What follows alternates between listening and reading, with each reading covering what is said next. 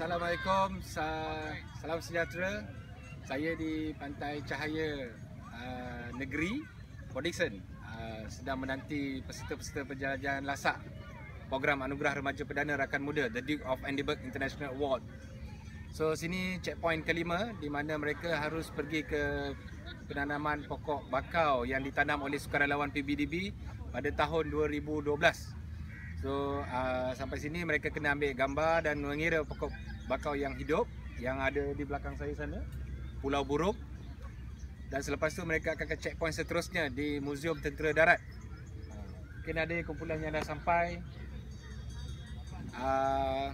Mungkin kita boleh tanya, apa khabar semua? Baik. Okay, good luck semua. Teruskan perjuangan. Okay. Nak cakap apa ke? Hai. Kami dah selamat sampai di checkpoint 5.